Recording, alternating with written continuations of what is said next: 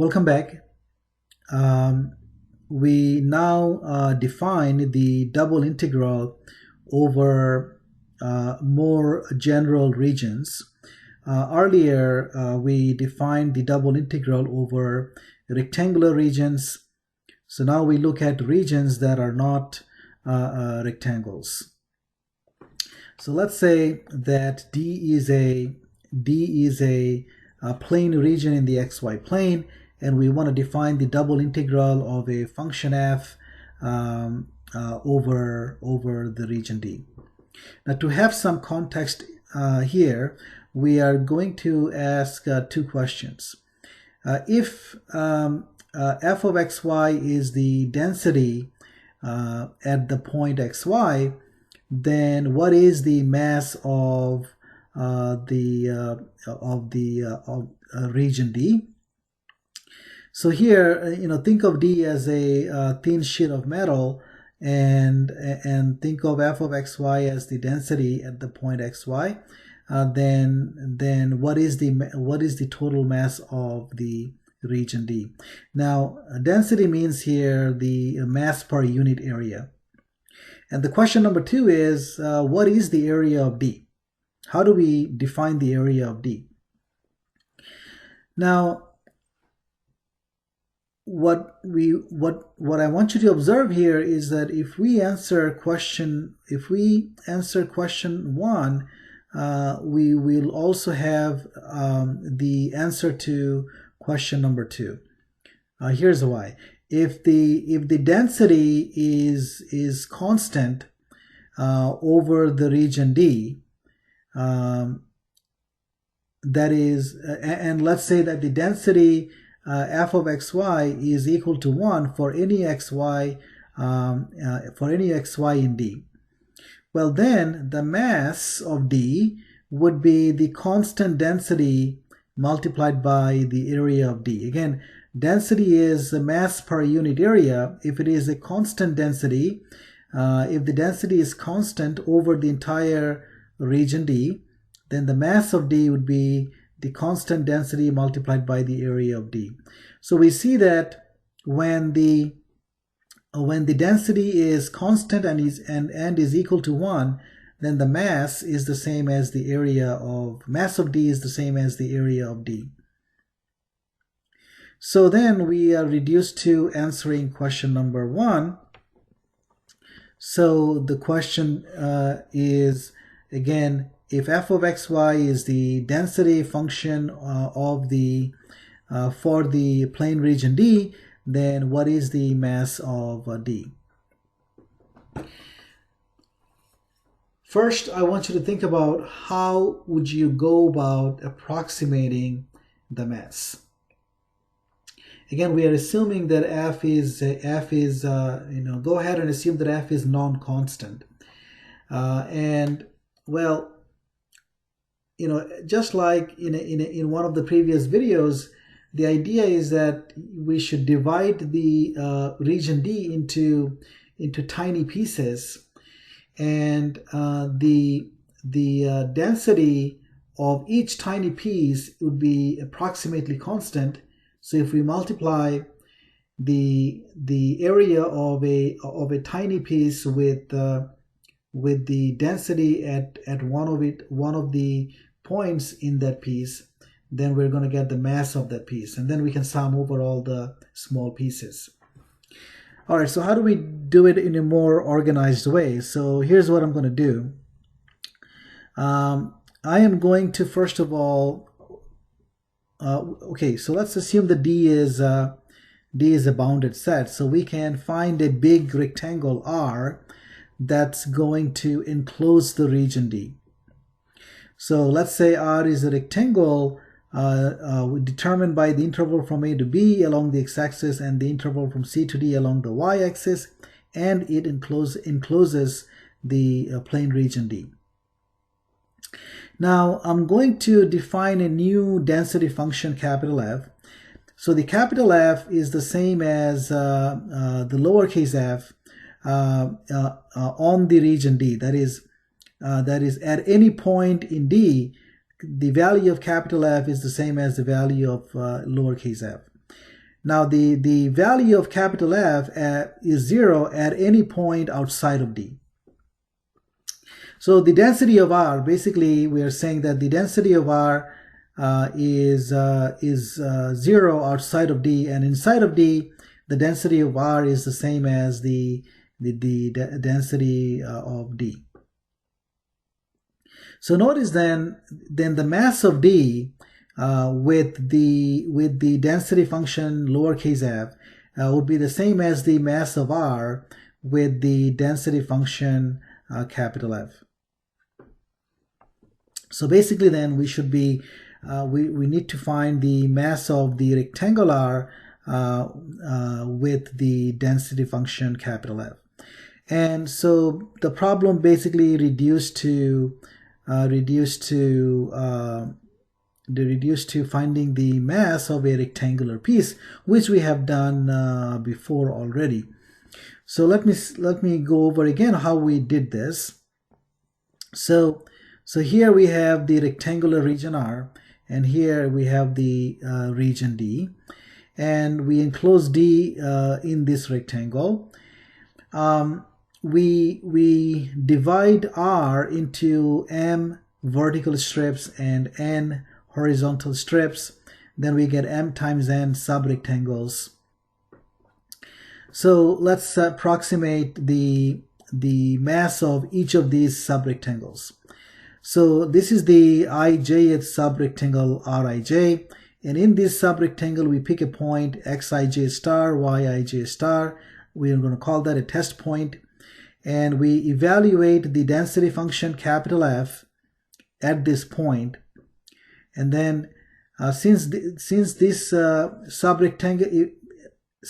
subrectangle here is very tiny, we can assume that the density is almost constant over this subrectangle, and so the value of the density function at the test point is approximately the density at all the points in this subrectangle. So if we multiply this density with the area of this subrectangle delta Aij, then this would be the mass approximate value of the mass of the ijth subrectangle. Okay, so then to find the mass of R, we just sum over all these subrectangles. So we take the summation I going from 1 to M, J going from 1 to N, F of Xij star, Yij star, multiplied by delta Aij. So that is approximately the mass of R. Now here here M is the number of vertical strips and N is the number of horizontal strips. So it makes sense to define the mass of R to be the limit as Mn goes to infinity of this sum, which is called a Riemann sum for the function capital F. And this limit is the definition of the double integral of cap F over the rectangle R.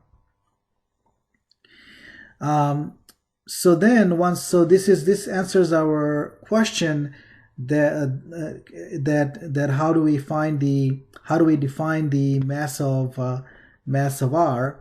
So this is the definition of the mass of R, given that capital F is the density function for R. Okay, now what is the area of D then? So recall that the area. So the area of D. So if I take capital F to be equal to 1 on D and 0 otherwise, then the mass so if I take F in this way, then the mass of R would be the same as the area of D. So the area of D would be this limit. The same limit here is just that we are now taking F to be 1 or 0. depending on whether the input is in D or outside of D. Okay, so let me recap then here. So generally speaking, if I have any function f of xy, how do I define its double integral over a region that may not be a rectangle? So let's say f of xy is defined on the region D. It's a bounded region. So we can enclose this region in a big rectangle R. We define a new function capital F that is equal to the lowercase f at points inside of D, and capital F is 0 at points outside of D. Then we define the double integral of the lowercase f over D to be the double integral of capital F over the rectangle R. And we know we have already defined the double integral over rectangles in an earlier video, and we also saw that right here, that the double integral of a function over a rectangle is defined in this way. So so that's how we define the double integral of f over a more general region D. Now let's compare the function small lowercase f and the uppercase f. So let's say lowercase f is a non-negative function, and let's say this is the graph of f over the region D. Then what is the graph of capital F? Well, remember, capital F is 0 outside of D, and capital F is the same as small f over D. So the graph of f is going to look like this. And note now, what is the volume of the solid that is that lies below the graph of capital F above the rectangle R? Well, that's the double integral of cap F over R. And notice that that's the volume outside of D is basically 0. So this volume is the same as the volume of S, which is the solid below the graph of small f right above the region D. And again, we are defining the double integral of small f over D to be the double integral of cap F over R. And then intuitively you can see why it makes sense to define the double integral of f over D by using the double integral of capital F over the rectangle R. Okay, so let me recap that if we have a plane region D, and if f of xy is the density function, then the mass of D is the double integral of f over D. And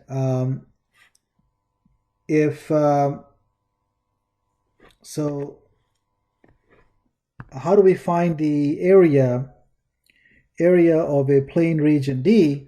The area of a plane region D is basically the double integral of 1 over D. So basically this corresponds to the mass when this corresponds to the mass when the density is constant and equal to 1.